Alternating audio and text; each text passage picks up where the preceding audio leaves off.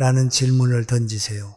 결혼 생활에서 반복되는 갈등, 특히 시댁과 관련된 문제는 더욱 민감합니다. 작은 말 한마디가 눈덩이처럼 커지죠. 걷잡을 수 없는 싸움으로 번지기도 하죠. 얼마 전 영희 씨가 겪은 일이 있습니다. 영희 씨는 주말에 예정된 시댁 방문을 앞두고 있었습니다. 그날은 아이도 아프고 영희 씨도 몸살 기운에 몹시 지쳐있던 날이었죠. 그래서 남편에게 조심스럽게 말했습니다. 오늘은 정말 힘들어서 시댁에 못 갈 것 같아. 이번에는 당신 혼자 다녀오면 안 될까? 그런데 남편은 예상 밖의 반응을 보였습니다. 맨날 핑계만 대지 마. 우리 엄마가 너한테 뭐 잘못했어? 왜 이렇게 시댁 가는 걸 꺼려해? 영희 씨는 순간 마음이 무너졌습니다. 핑계. 제가 힘들다고 말하는 게 핑계야? 화가 치밀어 올라 그동안 쌓였던 감정을 모두 쏟아내고 싶었지만 잠시 멈춰 숨을 고르며 남편의 말 속에서 느껴지는 불안과 답답함을 읽어내려 노력했습니다. 그리고 이렇게 말했습니다. 우리는 지금 왜 싸우고 있는 거야? 이렇게 서로 상처 주는 말만 하는 게 문제를 해결하는 방법일까? 당신이 진짜 원하는 건 뭘까? 그 한마디에 남편은 멈칫했습니다. 그리고는 한참 동안 조용히 있다가 말했습니다. 미안해. 저도 요즘 너무 예민했나 봐. 당신 말이 맞아. 우리는 싸울 게 아니라 같이 해결 방법을 찾아야지. 왜 이런 질문이 효과적일까요? 심리학자 마셜 로젠버그는 말했습니다. 갈등을 해결하려면 질문 하나로 대화의 방향을 바꿔야 한다. 우리가 진짜 원하는 건 뭘까라는 질문은 싸움을 멈추고 감정을 뛰어넘어 공동의 목표로 나아가는 첫걸음이 됩니다. 심리학에서는 이를 리프레이밍이라고 합니다. 같은 상황이라도 문제를 새롭게 바라보게 만드는 프레임 전환은 상대를 방어적으로 만들지 않고 스스로 말과 행동을 돌아보게 만듭니다. 플라톤도 말했죠. 대화의 목적은 이기는 것이 아니라 진실에 도달하는 것이다. 이 말처럼 부부 사이의 대화는 이기려는 싸움이 아닌 문제를 함께 풀어나가는 과정이어야 합니다. 여러분은 어떠신가요? 배우자와의 갈등에서 문제를 해결하기보다는 상처를 주고받는 싸움으로 끝난 적은 없으신가요? 다음번에 갈등이 발생한다면 우리가 원하는 건 뭘까? 라는 질문을 던져보세요. 이 한마디는 갈등을 대화로 바꾸고 상대의 마음을 여는 열쇠가 될 것입니다. 결혼 생활의 목적은 서로를 이기거나 제가 옳다는 걸 증명하는 것이 아닙니다. 함께 문제를 해결하고 더 나은 방향으로 나아가는 것입니다. 그 작은 질문이 여러분의 관계를 더욱 단단하게 만들 것입니다. 두 번째, 비난을 비난으로 받지 마세요. 민수 씨는 늦은 시간 회사 회식을 마치고 집에 들어왔습니다. 그런데 문을 열자마자 아기를 재우고 나온 아내가 쏘아붙였습니다. 쥐꼬리 같은 월급 받으면서 회식을 뭐하러 따라다녀. 일찍 와서 아기 좀 보지. 피곤했던 하루. 민수 씨는 순간 화가 치밀어 올랐습니다. 쥐꼬리 같은 월급. 그럼 내가 나가서 돈 벌어. 제가 벌어온 돈으로 집에서 놀고 있는 주제. 거실에는 싸늘한 공기만 남았고 두 사람의 대화는 더 이상 이어지지 않았습니다. 여러분은 이런 경험 없으신가요? 배우자와의 대화가 비난으로 시작되어 결국 서로 상처만 남긴 적이요. 그 순간에 대화는 끝났지만 그 말들은 마음속 깊이 남아 결국 관계를 더 멀어지게 만들곤 합니다. 심리학자 존은 이렇게 말합니다. 결혼 생활의 행복은 갈등이 없는 것이 아니라 갈등을 어떻게 다루느냐에 달려있다. 그렇다면 우리는 이 갈등의 순간을 어떻게 다루어야 할까요? 민수 씨처럼 바로 화를 내며 맞받아쳐야 할까요? 아니면 침묵하며 속으로만 삼켜야 할까요? 사실 많은 사람들이 이 두 가지 반응 중 하나를 선택합니다. 하지만 이렇게 하면 갈등은 사라지지 않고 상처는 점점 더 깊어질 뿐입니다. 아내가 했던 쥐꼬리 같은 월급이란 말, 표면적으로는 비난처럼 들리지만 그 속에는 또 다른 감정이 숨어 있을 가능성이 큽니다. 피곤하고 지친 상태에서 나온 불만, 스트레스 혹은 도움을 받고 싶다는 마음일 수도 있습니다. 철학자 마르쿠스 아우렐리우스는 말했습니다. 다른 사람의 말과 행동에 상처받지 마라. 그것은 그들의 선택이며 너는 너의 선택을 하면 된다. 상대의 말이 공격처럼 느껴지더라도 그 속에 숨겨진 진짜 의도를 이해하려는 순간 우리는 갈등의 악순환을 끊을 수 있습니다. 우리는 흔히 이런 감정을 제대로 이해하지 못하고 비난에 비난으로 응수하며 문제를 더 키우곤 합니다. 그렇기 때문에 중요한 것은 상대의 말 속에 담긴 진짜 메시지를 파악하려는 노력입니다. 민수 씨가 이렇게 말했다면 어땠을까요? 오늘 정말 힘들었나 봐. 그런데 그런 말은 내가 무시당하는 기분이 들어 우리 서로 조금 더 이해하면 좋겠어. 또는 이렇게 말할 수도 있습니다. 쥐꼬리 같은 월급일지 몰라도 우리 가족을 위해 최선을 다하고 있어. 당신이 힘든 만큼 나도 힘들어. 우리 서로를 조금만 더 존중하자. 이런 말은 단순히 상대를 비난하지 않으면서도 상대가 자신의 행동을 돌아보게 만듭니다. 심리학자 엘버트 메라비어는 이렇게 말합니다. 갈등 상황에서는 상대를 공격하기보다 자신의 감정을 솔직히 표현하는 것이 중요하다. 나는 이런 기분이 들어. 이 한마디는 상대방이 우리의 말을 더 진지하게 받아들이게 만드는 열쇠입니다.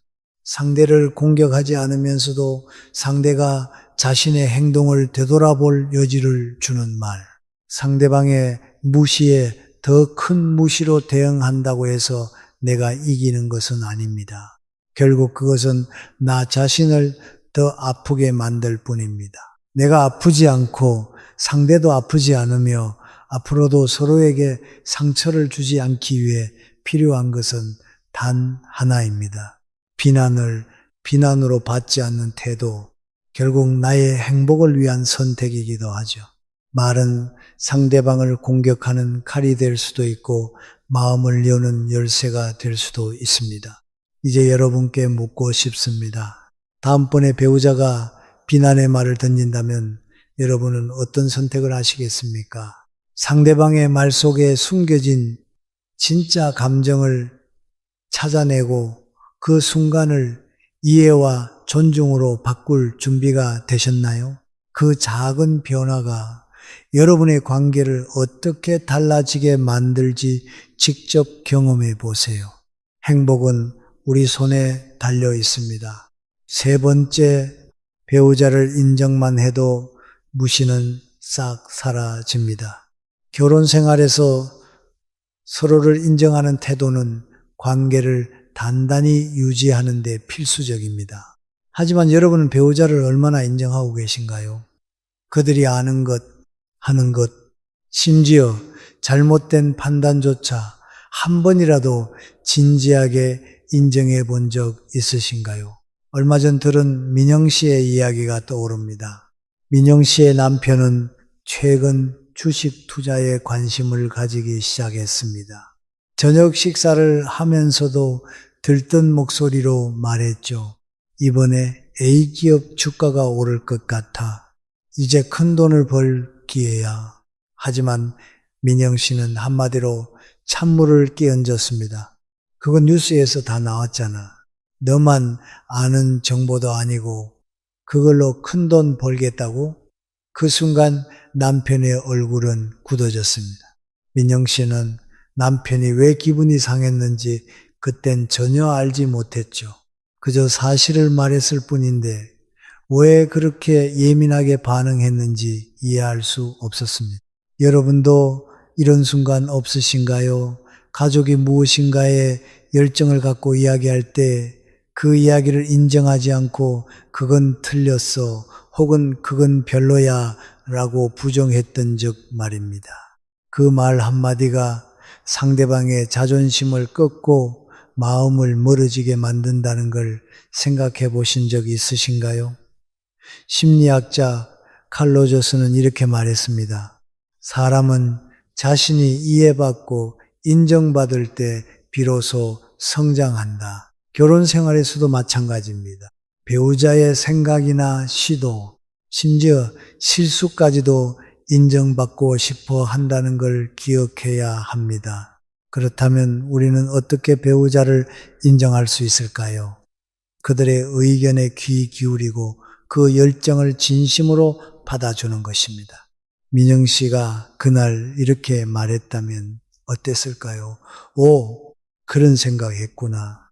A기업 주식이 왜 오를 것 같아? 나도 좀 배워볼 수 있을까? 남편은 자신이 인정받는다는 느낌에 더 많은 이야기를 나누고 싶어졌을 겁니다. 결혼은 매일 서로를 새롭게 인정하는 과정입니다. 인정을 통해 상대의 마음에 다리를 놓는 것, 이것이 여러분의 결혼 생활을 더 따뜻하고 행복하게 만들어 줄 것입니다. 오늘 배우자에게 작은 한마디로 인정의 마음을 전해보세요. 그 한마디가 여러분의 관계를 바꿀지도 모릅니다. 다섯째, 존중이 사라졌을 때 관계는 무너집니다. 결혼 생활에서 가장 중요한 것은 무엇일까요? 바로 서로를 존중하는 마음입니다. 하지만 가까운 관계일수록 존중이 사라지기 쉽다는 사실 알고 계셨나요? 얼마 전 수진 씨가 들려준 이야기가 있습니다. 수진 씨는 하루 종일 아이들과 씨름하고 집안일로 바쁘게 보낸 뒤 늦은 저녁 남편과 함께 식탁에 앉았습니다. 그녀는 피곤한 목소리로 말했죠. 오늘 애들 때문에 정말 정신이 없었어. 청소에 식사 준비에 숙제까지 하루가 너무 모자라더라. 그런데 남편은 고개를 들지도 않은 채 휴대폰 화면을 바라보며 무심히 대답했습니다. 그럼 뭐 어쩌겠어. 다들 그렇게 사는 거지. 순간 수진 씨는 말문이 막혔습니다. 남편의 말은 마치 내가 힘든 건 별로 중요하지 않아 라고 들리는 듯 했기 때문이죠. 여러분도 이런 순간이 있으셨나요? 내가 힘들다고 말했는데 상대방이 무심히 넘기거나 그 정도는 아무것도 아니야 라며 가볍게 치부했던 적이요. 그때 어떤 감정이 드셨나요? 이런 경험이 반복되면 대화는 점점 줄어들고 결국 서로의 마음도 멀어지게 됩니다. 심리학에서는 이를 친밀감의 역설이라고 설명합니다. 가까운 사람일수록 그들의 감정과 고통을 가볍게 여기게 되는 경향이 있습니다. 그 사람은 내 마음을 이해하겠지. 이 정도는 괜찮을 거야. 하지만 이런 태도가 반복되면 상대방에게 깊은 상처를 남깁니다. 무심코 던진 말 한마디가 상대의 마음에 박혀 관계의 균열을 키우는 씨앗이 되는 것이죠. 혹시 여러분도 가까운 사람을 존중하지 못했던 순간이 떠오르지 않나요? 아니면 자신이 존중받지 못했던 순간이요. 존중은 상대의 말에 귀를 기울이는 것에서 시작됩니다. 수진 씨의 남편이 이렇게 말했다면 어땠을까요? 오늘 정말 고생했네. 당신이 많이 힘들었을 것 같아. 내일은 내가 조금 도와줄게. 이 한마디가 수진 씨의 하루를 얼마나 따뜻하게 만들었을까요? 말 한마디의 힘은 생각보다 훨씬 강력합니다. 철학자 데일 카네기는 말했습니다. 사람은 누구나 중요한 존재로 대우받기를 원한다. 단순히 상대의 감정을 인정하고 그들의 노력을 존중하는 작은 표현이 얼어붙은 관계를 녹일 수 있습니다. 오늘부터는 여러분이 먼저 존중을 표현해 보세요.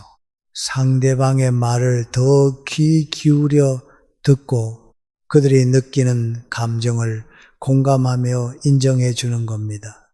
예를 들어, 오늘 하루 정말 힘들었겠네. 당신 덕분에 아이들이 참 잘 자라는 것 같아 고마워.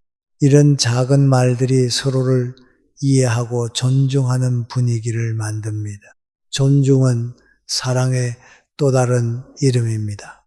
오늘 배우자를 존중하는 한마디를 건네보세요.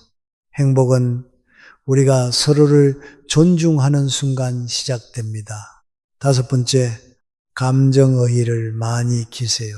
여러분은 평소에 감정을 어떻게 표현하시나요? 혹시 이런 단어들만 사용하고 계시진 않나요? 짜증나, 화나, 답답해.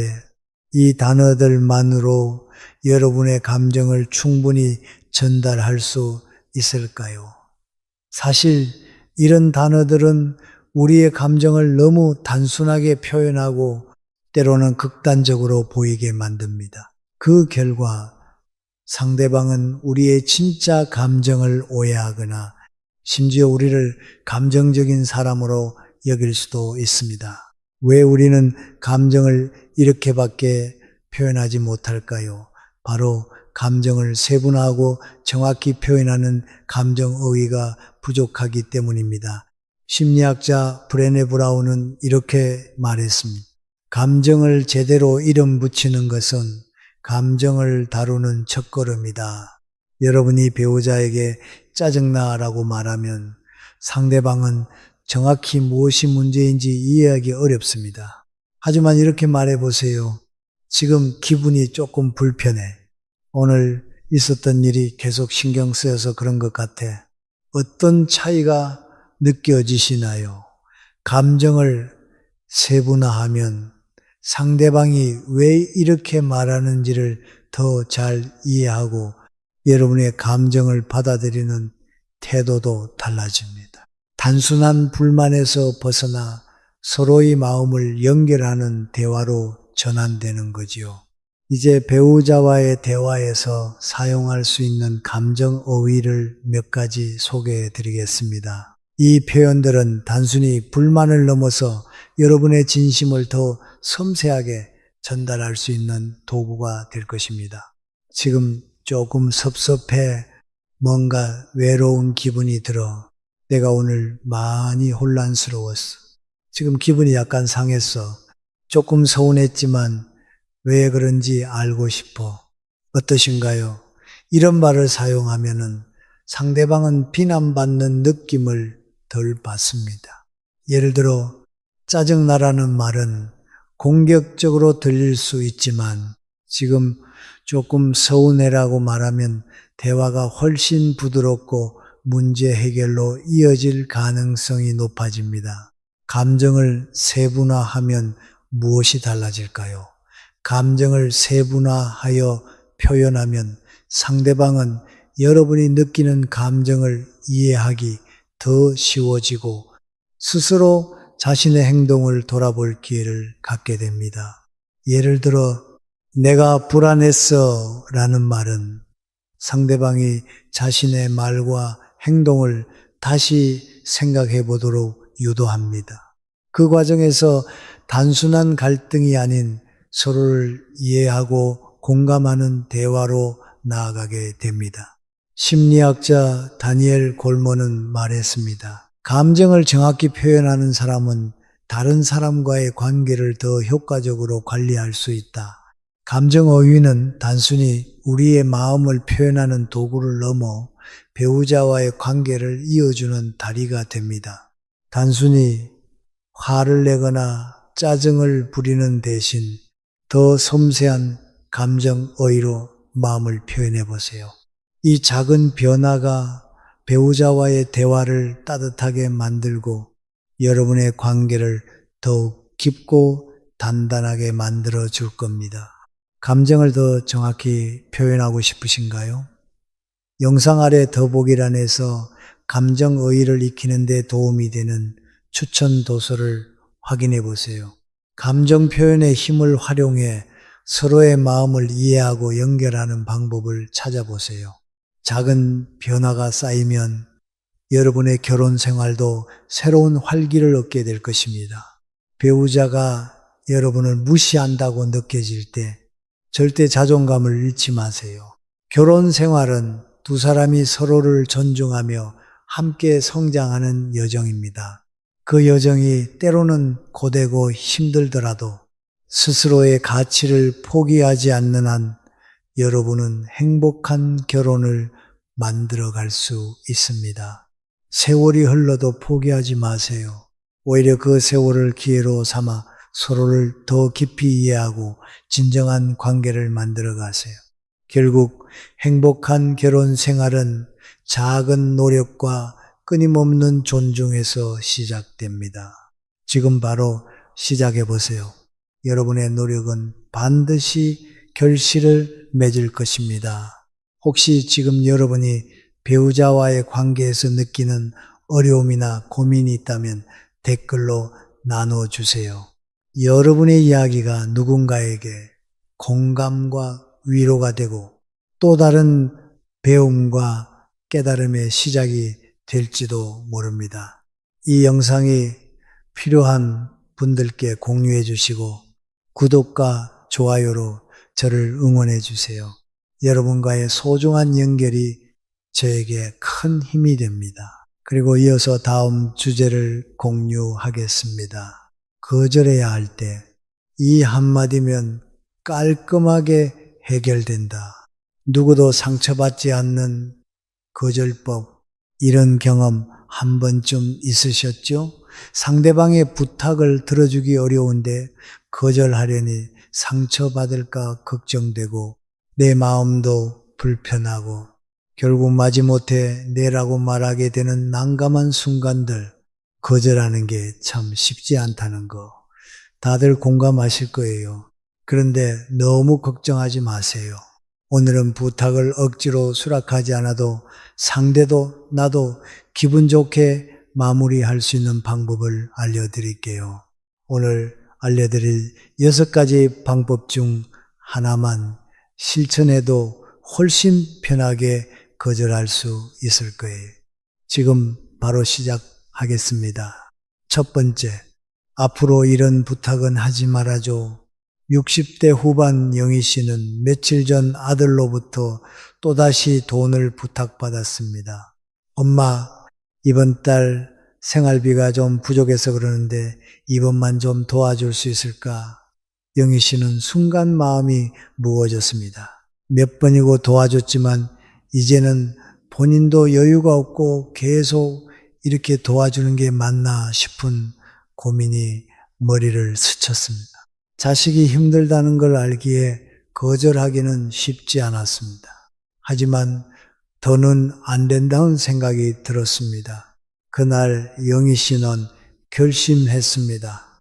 이번에는 결심을 했습니다. 아들, 미안하지만 이번에는 정말로 도와줄 수 없구나. 앞으로도 이런 부탁은 하지 말거라.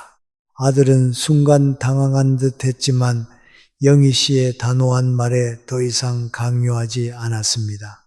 그 후로 아들은 같은 부탁을 하지 않았고 영희 씨도 마음의 짐을 덜고 경제적 부담에서도 벗어날 수 있었습니다. 영희 씨가 자식에게 했던 한마디, 앞으로 이런 부탁은 하지 말아줘는 그저 단순한 거절이 아닙니다. 이 말 한마디는 심리적으로 굉장한 파급 효과를 줍니다. 왜냐고요? 바로 이 순간 자식에게 부모가 끝없는 ATM이 아니라는 걸 확실하게 각인시키는 순간이기 때문이죠.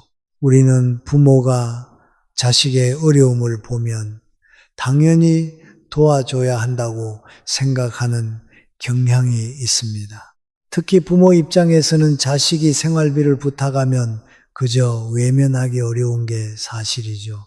하지만 이 한마디는 자식에게 부모가 계속해서 도와줄 수는 없다는 사실을 분명히 알려줍니다. 자식은 이를 통해 책임감을 느끼고 스스로 해결할 방법을 찾도록 유도되는 거죠. 법정 스님은 이렇게 말했습니다. 진정한 사랑은 자식을 끊임없이 돌보는 것이 아니라 그들이 홀로 설 수 있도록 길을 열어주는 것이다. 부모가 계속 도와주면 자녀는 자연스럽게 의존하게 되고 부모는 점점 지치게 됩니다. 영희 씨처럼 단호하게 말하는 것은 자녀와 부모 모두에게 필요한 건강한 거리두기를 만들어줍니다. 부모도 자신을 지키고 자녀는 더 나은 미래를 위해 스스로 서게 되는 것이죠. 부모의 사랑은 끝이 없지만 그 사랑이 자녀의 자립을 막지 않도록 도와야 할 때도 있습니다. 자녀가 스스로 문제를 해결할 수 있는 힘을 기르는 것이야말로 부모가 줄 수 있는 가장 큰 선물이 아닐까요? 따뜻하면서도 단호한 거절로 나와 자녀 모두의 행복을 지켜보세요. 두 번째, 난 관심 없어. 다른 사람 알아봐. 60대 중반 김 씨는 며칠 전 오랜 친구에게서 전화를 받았습니다. 이번에 정말 대박날 사업이 있는데 너도 투자하면 큰 돈 벌 수 있어. 한 번만 믿고 같이 하자. 김 씨는 친구와 오랫동안 알고 지낸 사이였고 그 관계를 소중하게 생각했습니다. 하지만 사실 김 씨는 사업 투자에는 전혀 관심이 없었죠. 친구가 열정적으로 권유하니 쉽게 거절하기가 어려웠습니다. 자칫 친구와의 관계가 멀어질까 걱정되기도 했습니다. 하지만 김 씨는 생각했습니다. 이번에는 확실하게 선을 그어야 할 때라고. 그래서 김 씨는 이렇게 말했습니다. 고맙지만 사양할게. 난 관심 없어. 다른 사람 알아봐. 김 씨의 분명한 거절에 친구는 잠시 당황한 듯 했지만 곧 이해하고 더 이상 강요하지 않았습니다. 그 후에도 두 사람의 관계는 전과 다름없이 유지되었고 김 씨는 불필요한 사업 제안에서 벗어날 수 있었습니다. 김 씨가 사용한 고맙지만 사양할게. 난 관심 없어. 다른 사람 알아봐는 짧지만 강력한 거절입니다. 고맙다는 말로 상대의 제안을 존중하면서도 난 관심 없어라는 한마디로 내가 이 상황에 전혀 관여하고 싶지 않다는 의사를 딱 잘라 전달하는 것이죠. 심리적으로도 이 말은 확실한 경계를 설정합니다. 상대방은 더 이상 김 씨에게 같은 부탁을 하지 못하게 되고 김 씨 역시 마음의 부담을 덜 수 있습니다. 다른 사람 알아봐라는 대안까지 제시하니 상대방도 더 이상 미련을 갖지 않고 다른 해결책을 찾게 되는 것이죠. 이렇게 명확한 거절은 상대에게 불필요한 기대를 적게 만들고 나에게는 더 이상 부담을 주지 않는 심리적 방패 역할을 합니다. 단호하면서도 예의 있는 거절이야말로 관계를 지키는 최고의 방법입니다. 쇼펜하우어는 이렇게 말했습니다. 좋은 담장은 좋은 이웃을 만든다. 누군가가 투자나 사업을 권유할 때 그 제안을 무조건 받아들이는 것이 능사는 아닙니다. 상대방의 마음을 존중하면서도 나의 입장을 분명히 밝히는 이 한마디는 관계를 해치지 않으면서도 불필요한 부담을 피할 수 있습니다. 현명하게 거절해 보세요. 세 번째, 이번엔 안 될 것 같아. 내 일정이 너무 바빠. 60대 중반 영희 씨는 최근 딸에게서 전화를 받았습니다. 엄마, 이번 주말에 아이들 좀 봐줄 수 있어요? 남편이랑 저 둘 다 일이 있어서요. 영희 씨는 평소 자주 손주를 돌봐주곤 했지만 이번 주말에는 본인 일정이 꽉 차 있었습니다. 친구들과의 모임도 잡혀 있었고, 최근에는 건강까지 신경 써야 하는 상황이었죠. 하지만 딸의 부탁을 거절하는 건 여전히 쉽지 않았습니다. 자식이 도움을 청할 때 거절하는 건 항상 마음이 무겁게 마련이니까요. 그러나 이번만큼은 분명하게 말해야겠다고 생각했습니다. 이번엔 안 될 것 같아. 내 일정도 너무 바빠서 이번 주말엔 힘들겠어. 딸은 처음엔 약간 놀란 듯 했지만 영희 씨의 사정을 듣고는 이해했습니다. 딸은 더 이상 강요하지 않았고 영희 씨도 마음의 짐을 덜 수 있었습니다.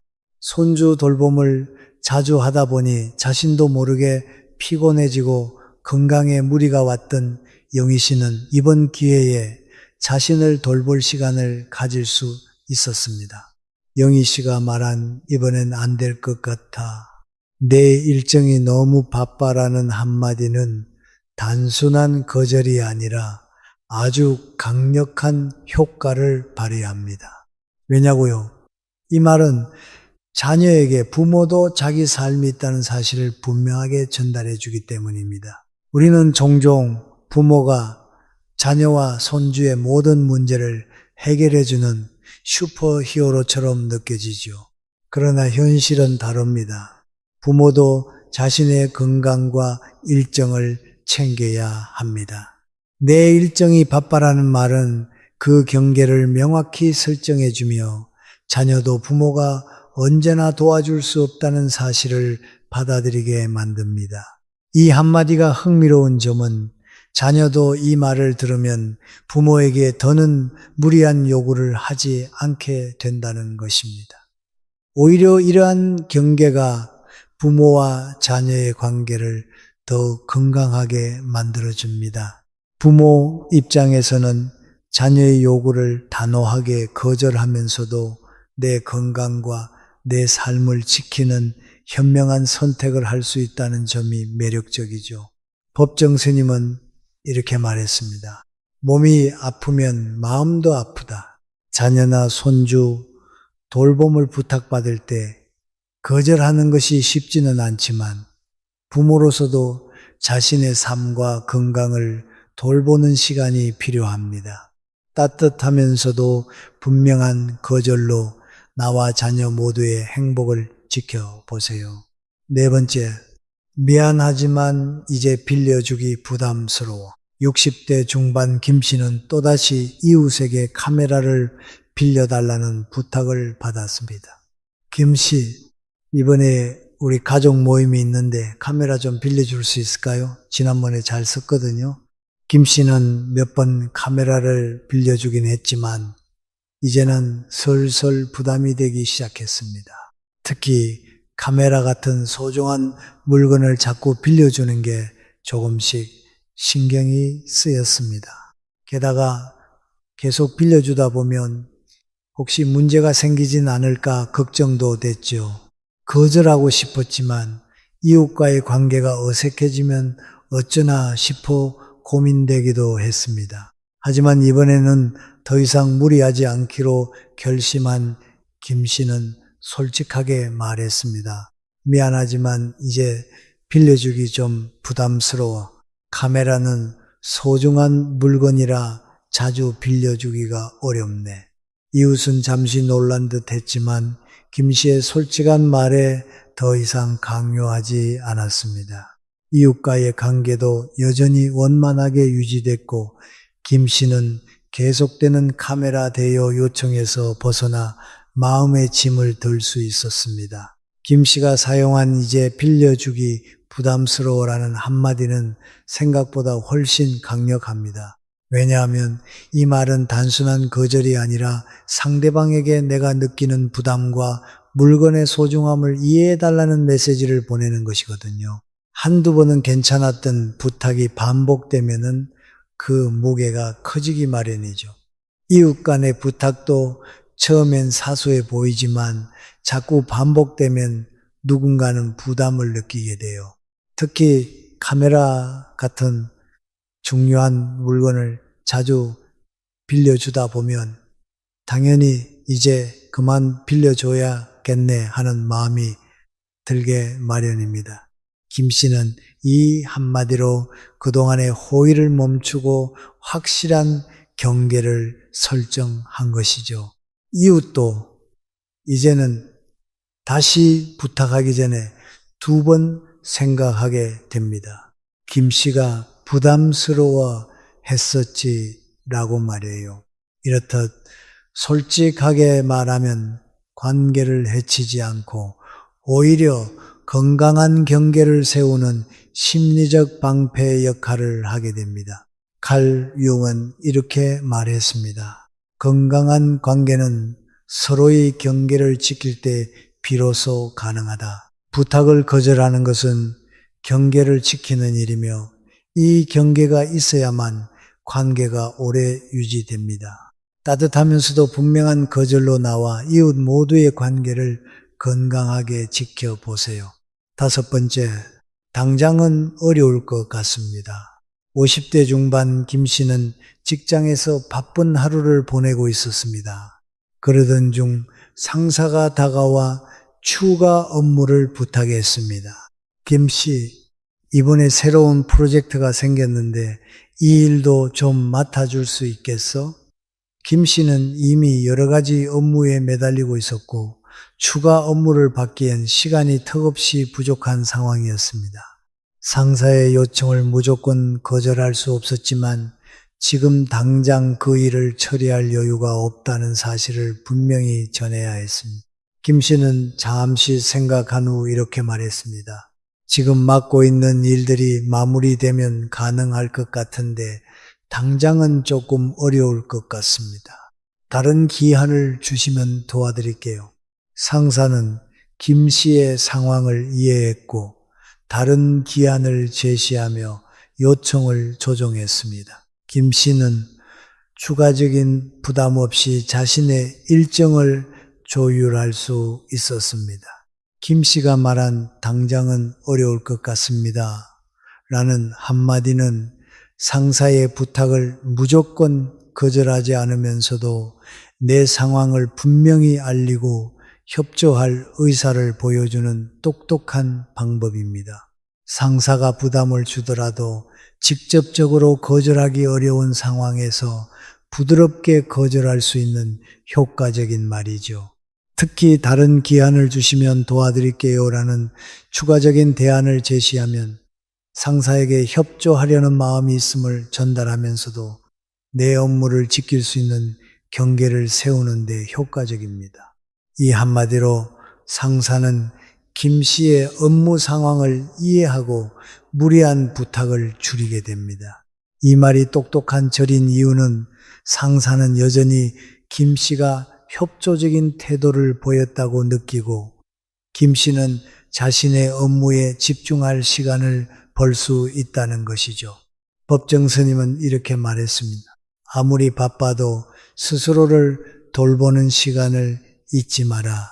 직장에서도 마찬가지입니다. 바쁜 와중에도 자신의 일을 지킬 줄 아는 것은 중요한 덕목입니다. 따뜻하면서도 분명한 거절로 상사와의 관계도 유지하고 나의 삶도 지켜보세요. 6번째, 고맙지만 사양할게요.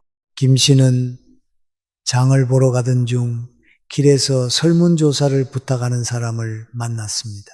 안녕하세요. 잠시 시간 되시면 간단한 설문조사에 참여해 주실 수 있을까요? 김 씨는 바쁜 일정 속에서 이 요청을 들어줄 여유가 없었습니다. 그렇다고 무시하고 지나가기도 껄끄러웠습니다. 거절하기로 한 김 씨는 이렇게 말했습니다. 고맙지만 사양할게요. 김 씨의 단호하면서도 예의 있는 거절의 설문조사자는 더 이상 강요하지 않고 고맙다며 돌아섰습니다. 김 씨는 불편한 상황을 깔끔하게 해결하고 평소대로 할 일을 이어갈 수 있었습니다. 고맙지만 사양할게요 라는 한마디는 상대방의 요청을 존중하면서도 분명하게 거절할 수 있는 부드러운 방법입니다. 낯선 사람의 부탁에 당황할 수 있지만 이 짧은 말은 예의를 지키며 거절할 수 있어요. 특히 사양할게요라는 말은 단호하면서도 부드럽게 관계를 정리하는 효과가 있습니다. 상대방은 더 이상 강요하지 않고 저는 불필요한 대화에 시간을 뺏기지 않으면서도 깔끔하게 상황을 마무리할 수 있습니다. 법정 스님은 이렇게 말했습니다. 작은 친절도 지나치면 부담이 된다. 길에서 낯선 사람이 설문조사나 영업을 요청할 때 고맙지만 사양할게요 라고 해보세요. 상대방의 기분을 상하게 하지 않으면서도 나의 시간과 에너지를 지킬 수 있는 현명한 거절입니다. 오늘 배운 내용으로 다음에 이런 상황이 온다면 자신 있게 거절해 보세요. 혹시 여러분만의 거절 방법이 있다면 댓글로 경험을 나누어 주세요. 많은 분들께 큰 도움이 될 것입니다. 이 영상이 필요한 분들께 공유해 주시고 구독과 좋아요로 저를 응원해 주세요. 여러분과의 소중한 연결이 저에게 큰 힘이 됩니다. 오늘도 행복한 하루 되세요. 이상으로 저는 마치겠습니다. 자연스레 부탁도 하나둘 늘어나기 시작했죠. 언니, 저 잠깐 장 보러 나가야 하는데 둘째 좀 봐주실 수 있을까요? 금방 다녀올게요. 영희 씨는 바쁜 와중에도 얼른 다녀오세요. 라며 흔쾌히 아이를 맡아줬습니다. 문제는 그 다음부터였습니다. 언니, 이번엔 첫째 학원 픽업 좀 대신해 주시면 안 될까요? 제가 일이 좀 생겨서요. 언니, 혹시 주말에 애들 데리고 놀러 가실 때 우리 큰애도 좀 같이 데려가 주시면 영희 씨는 할 수 있는 선에서 최선을 다해 도왔습니다. 그런데 부탁은 점점 커졌고 어느 날 미정 씨가 전화를 걸어왔습니다. 언니, 이번 주말에 남편이 출장이라 큰애 데리고 외출을 하려고 하는데요. 그날 하루만 우리 둘째 좀 맡아주시면 안 될까요? 이번엔 정말 난처한 영희 씨가 어렵게 말했습니다. 미안한데 이번엔 좀 힘들 것 같아. 주말에 약속이 있어서. 그런데 미정 씨의 반응은 뜻밖이었습니다. 아, 언니가 요즘 많이 바쁘시긴 하겠죠. 근데 언니 아니면 제가 누구한테 부탁해요? 언니도 저한테 정 많이 주셨는데 사실 조금 서운하네요. 순간 영희 씨는 머리가 띵해졌습니다. 분명 마음에서 우러나 도운 건데 이젠 친절이 권리처럼 느껴지는 이 상황이 낯설고 불편했습니다. 미정 씨의 태도 변화는 심리학에서 말하는 기대의 확정 편향의 대표적 사례입니다.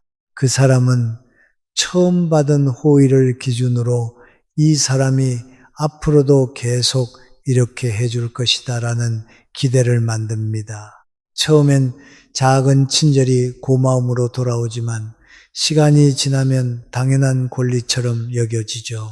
여기서 문제가 생깁니다. 한번 높아진 기대를 충족하지 못하면 상대는 고마움 대신 실망이나 서운함을 느끼게 됩니다.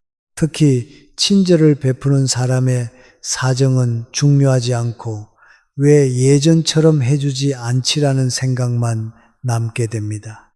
이런 심리는 우리 사회 곳곳에서 볼 수 있습니다. 예를 들어 회사에서 누군가 자주 도와줬다면 그 도움은 어느새 그 사람의 역할로 간주됩니다.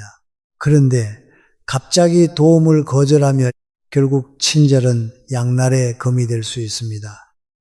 상대에게 도움을 줄수록 기대는 높아지고 그 기대를 충족시키지 못하면 오히려 관계의 균열이 생기기도 합니다. 그래서 심리학자들은 말합니다. 친절도 전략적으로 사용하라. 즉, 친절이 당연한 기준으로 자리 잡기 전에 적절히 거리 두기를 하고 상대 스스로 해결할 기회를 주는 것이 중요합니다. 다산정약용은 이렇게 말했습니다. 모든 도움에는 한계가 있어야 하며 그렇지 않으면 도리어 미움을 받는다. 진정한 친절은 내가 지치지 않고 상대가 부담을 느끼지 않을 때 더 빛납니다. 친절은 우리 마음속 가장 아름다운 빛입니다. 하지만 그 빛이 너무 밝으면 때로는 내 마음을 태울 수도 있습니다. 그러니 그 빛을 당신 자신에게도 비춰주세요. 두 번째, 무심한 태도는 자존감을 지킵니다. 재현 씨는 친구들 사이에서 항상 일 잘하는 사람으로 통했습니다. 어디 놀러 갈 때마다 차를 제공하는 것도, 숙소를 예약하는 것도, 심지어 놀거리까지 완벽히 준비하는 일도 그의 몫이었죠. 재현아, 네가 워낙 깔끔하게 준비하잖아. 이번에도 네가 맡아줘. 네가 제일 여유 있잖아. 너 아니면 누가 해? 처음엔 친구들을 위해 하는 일이 즐거웠습니다. 하지만 시간이 지날수록 이상한 기분이 들기 시작했습니다. 친구들은 고마워하기는커녕 그의 배려를 당연하게 여기는 듯 보였죠. 결정적인 사건은 여행을 준비하던 어느 날 벌어졌습니다. 재현아, 이번에도 차는 네가 끌고 가는 거지. 숙소는 네가 잘 알아보니까 맡아줘. 그날따라 이상하게 마음이 무거웠던 재현 씨는 차분히 대답했습니다. 이번엔 내가 그냥 손님으로만 갈게. 차는 다른 사람이 가져오고 숙소는 내가 예약해보면 어때? 친구들은 당황한 표정으로 되물었습니다. 너답지 않게 왜 그래? 너 항상 다 알아서 해주더니 갑자기 왜 이래? 재현 씨는 웃으며 말했습니다. 늘 내가 했으니까 이번에도 해야 한다는 법은 없잖아. 이번엔 네가 해보면 좋을 것 같아. 너도 잘할 수 있을 거야. 놀랍게도 그 이후 친구들의 태도가 달라졌습니다. 다음 모임에서 먼저 나선 친구가 이렇게 말했습니다. 이번엔 내가 알아볼게. 재현아, 네가 그동안 너무 많이 했더라. 이제 좀 편하게 있어. 무심한 태도는 관계를 망치는 것처럼 보이지만 사실은 반대입니다. 무심함은 자존감을 지키는 방패이자 관계를 건강하게 만드는 비법입니다. 여기에는 재밌는 심리가 숨어 있습니다. 사람들이 말하는 배려는 사실 어떤 경우에는 내가 더 편해지고 싶어서 당신이 희생해 줘라는 메시지와 다를 게 없습니다. 이럴 때 내가 지나치게 배려하면 상대는 점점 더 많은 걸 당연하게 요구하죠. 이 과정에서 내가 스스로를 잃어버리면 자존감은 추락하고 결국 나 왜 이렇게 불편하지? 라는 질문을 던지게 됩니다. 그런데 무심한 태도가 등장하면 상황은 180도 달라집니다. 심리학에서는 이를 관계 반발 효과라고 부릅니다. 내가 한 발짝 물러서고 과잉 배려를 멈추면 상대는 갑자기 이런 생각을 하게 되죠. 어라, 이 사람 왜 이러지? 내가 뭘 잘못했나? 그제야 상대는 나의 가치를 다시 평가하게 됩니다. 재밌는 실험도 있습니다. 연구자들은 사람들이 도움 요청을 거절했을 때의 반응을 살펴봤는데 대부분 거절한 사람은 이렇게 말했습니다. 처음엔 좀 불편했는데 오히려 상대가 나를 더 신경 쓰고 존중하는 걸 느꼈어요. 그러니까 무심함은 단순히 나를 지키는 행동이 아니라 상대방이 나를 가볍게 보지 못하게 만드는 강력한 전략입니다. 무심함은 차가움이 아닙니다. 무심함은 내가 여기까지는 할 수 있지만 그 이상은 나도 소중히 지킬게라고 말하는 방식입니다. 그 태도가 결국 관계를 더 단단하게 나를 더 당당하게 만들어줍니다. 퇴계 이황은 이렇게 말했습니다. 나를 바로 세우면 세상도 나를 바로 세운다. 스스로를 존중하지 않는다면 그 누구도 여러분을 존중하지 않습니다. 무심함은 우리 마음을 지키는 작은 울타리입니다. It hurt good, more than I can say. But maybe love isn't holding on. Maybe it's knowing when to walk away. We try to hold what we're slipping through, like sand running from our hands. Every promise started losing shape. We couldn't be what we once planned. Your eyes would look right through mine, like you were already gone. We stayed too long in a fading light, trying to prove we still. It hurt good, more than I can say. But maybe love isn't holding on. Maybe it's knowing when to walk away.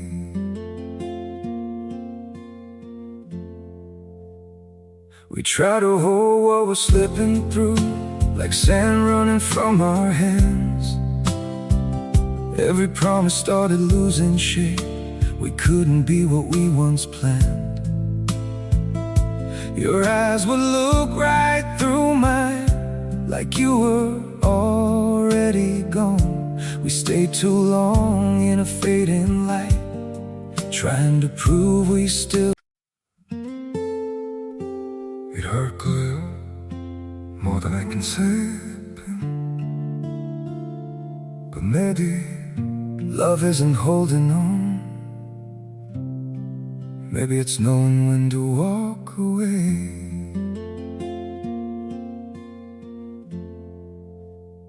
We try to hold what we're slipping through, like sand running from our hands. Every promise started losing shape. We couldn't be what we once planned. Your eyes would look right through mine, like you were already gone. We stayed too long in a fading light, trying to prove we still. It hurt good, more than I can say. But maybe love isn't holding on. Maybe it's knowing when to walk away.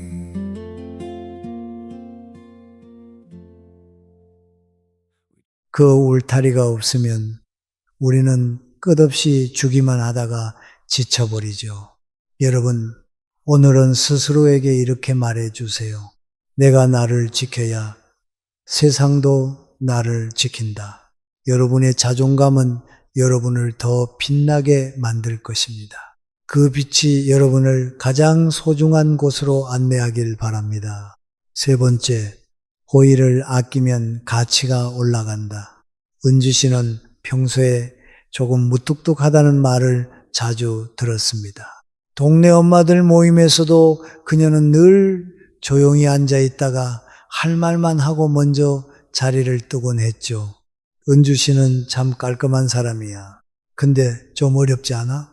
사람들은 그녀를 차갑고 무심한 사람으로 여겼습니다. 그런데 어느 날 모임 중 한 엄마가 아이가 아파서 준비를 못하겠다며 하소연하자 은주 씨가 뜻밖의 말을 했습니다. 제가 대신 준비할게요. 이런 건 간단하잖아요. 모두가 놀란 표정으로 되물었습니다. 은주 씨가요, 이런 걸 맡아주신다고요? 정말요? 그날 이후 은주 씨는 약속대로 간단한 간식과 장소를 깔끔히 준비해 왔습니다. 그리고 모임날 그녀가 준비한 음식과 세팅은 완벽했습니다. 와, 은주 씨가 이렇게 정성을 들였다고요? 이건 진짜 대단하네요. 그녀의 작은 호의는 예상치 못한 감동으로 다가왔습니다. 모두가 놀랐고 그녀를 다시 보게 됐죠. 모임이 끝난 뒤 한 엄마가 은주 씨에게 다가와 말했습니다. 사실 저는 은주 씨를 잘 몰랐는데 오늘 너무 놀랐어요. 정말 멋진 분이네요. 앞으로 더 자주 얘기 나눠보고 싶어요. 은주 씨는 미소 지으며 답했습니다. 평소에 자주 하지 않아서 그런가요? 가끔 이런 것도 괜찮네요. 그날 이후 은주 씨는 여전히 무심한 태도를 유지했지만 사람들이 그녀를 대하는 태도는 달라졌습니다. 은주 씨의 이야기는 심리학에서 말하는 희소성의 원칙과 잘 맞닿아 있습니다. 사람들은 흔하게 제공되는 것보다 드물게 제공되는 것을 더 귀하게 여깁니다. 특히 평소에 무심하거나 친절하지 않았던 사람이 베푸는 작은 호의는 특별한 의미가 있는 행동이라는 강렬한 인상을 남깁니다. 우리가 흔히 하는 말이죠. 10번 잘하다가 한 번 못하면 잔소리를 듣지만 10번 못하다가 한 번 잘하면 칭찬을 듣는다. 이처럼 드문 호의는 그 가치와 감동을 배가시킵니다. 흥미로운 점은 호의를 아끼는 것이 관계를 단절하는 것이 아니라 오히려 상대에게 나의 진정성을 더 크게 느끼게 한다는 것입니다. 호의는 많이 베푸는 것보다 언제 어떻게 베푸느냐가 중요합니다. 율곡기인은 이렇게 말했습니다. 드문 은혜는 2배의 감동을 남긴다. 적절한 순간의 호의는 더 깊은 여운과 진정한 감사를 남깁니다. 호의는 우리의 마음에서 우러나오는 따뜻한 빛과 같습니다. 그 빛이 너무 자주 비추면 사람들은 그 따뜻함을 잊어버릴지도 모릅니다. 하지만 필요한 순간에만 비추면 그 빛은 더 오래 기억되고 깊게 스며듭니다. 여러분의 호의가 누군가에게 큰 위로가 되고 그 감사가 다시 여러분을 더 빛나게 하는 순간이 오기를 바랍니다. 그리고 그 따뜻함이 여러분 자신에게도 선물이 되길 바랍니다. 네 번째, 무심하면 상대는 더 의식한다. 정민 씨는 회식 자리에서 늘 조용히 구석에 앉아 있는 사람이었습니다. 다른 사람들과 어울려 농담을 나누거나 적극적으로 대화에 참여하지 않고 주로 고개를 끄덕이며 분위기를 지켜보는 쪽이었죠. 정민 씨는 참 무심한 사람이야. 별로 우리랑 어울릴 생각 없는 것 같아. 동료들은 그렇게 말했지만 정민 씨는 별로 개의치 않았습니다. 그런데 회식이 끝날 무렵 한 동료가 갑자기 이렇게 물었습니다. 정민 씨, 회식 자리에서 한마디도 안 하던데 우리랑 있는 게 재미없어요? 정민 씨는 웃으며 대답했습니다. 아니요. 그냥 여러분 이야기 듣는 게 더 재밌더라고요. 굳이 제가 끼어들 필요가 없어서요. 그 말을 들은 동료들은 오히려 더 관심을 보이기 시작했습니다. 그럼 정민 씨는 우리가 무슨 얘기했는지 다 듣고 있었던 거예요. 어땠어요? 이상하지 않았어요? 우리 중에 누가 제일 웃겼어요? 솔직히 말해봐요. 정민 씨의 무심한 태도는 오히려 동료들에게 궁금증을 불러일으켰습니다.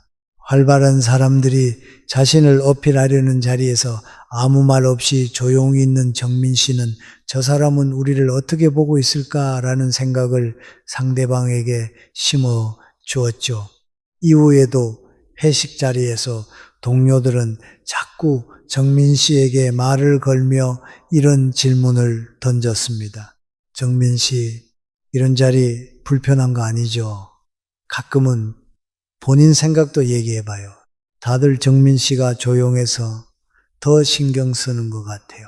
솔직히 우리한테 실망한 건 아니죠. 정민 씨의 경험은 심리학에서 말하는 사회적 비교 이론과 깊은 관련이 있습니다.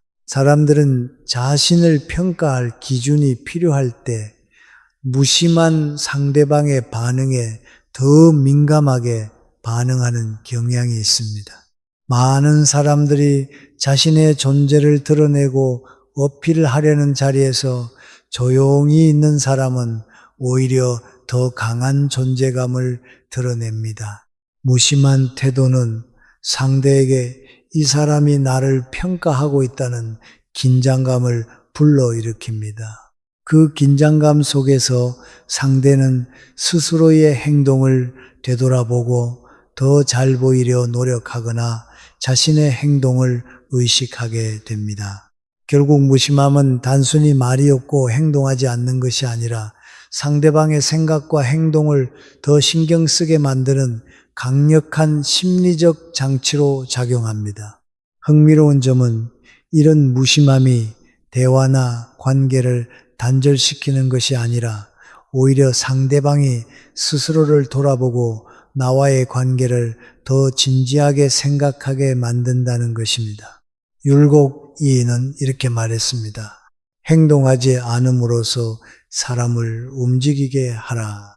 무심함은 때로 가장 강렬한 메시지를 전달하는 방식이 됩니다. 무심함은 단순히 관심을 끊는 것이 아닙니다. 그것은 상대가 스스로를 돌아보고 더 나은 모습으로 변화하도록 돕는 힘입니다. 오늘은 조용히 한 발 물러서 보세요. 그 무심함이 여러분의 관계에 새로운 빛을 비출 것입니다. 5번째, 가벼운 친절은 신뢰, 과도한 친절은 의심을 부른다. 수민 씨는 늘 주변 사람들에게 참 좋은 사람이라는 말을 듣는 사람이었습니다. 누군가 어려움을 이야기하면 곧장 나서서 돕고 자신이 가진 것을 아낌없이 나누곤 했죠. 수민 씨 같은 사람은 복 받을 거예요. 이렇게 잘 도와주는 사람이 또 있을까요? 이런 말을 들을 때마다 수민 씨는 뿌듯했지만 시간이 지나면서 이상한 일이 벌어졌습니다. 가까운 친구였던 영희 씨가 어느 날 뜬금없이 이렇게 말했거든요. 수민아, 솔직히 네가 나한테 이렇게까지 잘해주는 이유가 뭐야? 혹시 나중에 부탁할 게 있어서 그러는 거 아니야? 순간 수민 씨는 큰 충격을 받았습니다. 부탁이라니, 그런 건 전혀 생각도 안 했어. 그냥 네가 힘들어 보여서 도와준 건데. 하지만 영희 씨는 여전히 의아한 표정으로 말했습니다. 글쎄, 요즘 너처럼 과하게 잘해주는 사람 보면 솔직히 조금 의심하게 되더라. 그 후로도 주변 사람들의 태도는 조금씩 달라졌습니다. 수민 씨가 베푼 호의가 더 이상 순수하게 받아들여지지 않고 때로는 부담스럽게 여겨지거나 심지어 속셈이 있는 것처럼 오해받기 시작했습니다. 수민 씨는 속으로 생각했습니다. 내가 이렇게까지 잘해줬는데 왜 사람들이 나를 불편해하거나 의심하지? 어느 날 한 지인이 조심스럽게 말했습니다. 수민 씨, 가끔은 조금만 도와줘도 충분해요. 너무 과하게 해주면 우리도 미안하고 때로는 왜 이러는지 의아해지기도 해요. 수민 씨의 경험은 심리학에서 말하는 상호성의 법칙과 관련이 깊습니다. 이 법칙은 사람들이 받는 만큼 돌려주고 싶어하는 자연스러운 심리를 뜻합니다. 하지만 여기에는 한 가지 중요한 조건이 있습니다. 주고받는 행동이 균형을 잃지 않아야 한다는 것이죠. 만약 내가 너무 과하게 베풀면 상대는 나도 이렇게까지 보답할 수 있을까라는 부담을 느끼기 시작합니다. 이 부담은 때로 의심으로 변하기도 합니다. 이 사람이 왜 이렇게까지 하지? 혹시 뭔가 바라는 게 있어서 그런 건 아닐까? 이런 생각은 내가 아무리 순수한 마음으로 베푼 호의라도 상대가 진심으로 받아들이지 못하게 만듭니다. 흥미로운 점은 작고 가벼운 친절이 오히려 사람들 사이의 신뢰를 더 크게 만든다는 것입니다. 상대가 부담 없이 받아들일 수 있는 적당한 친절은 이 사람은 순수한 의도로 나를 도와주는구나 라는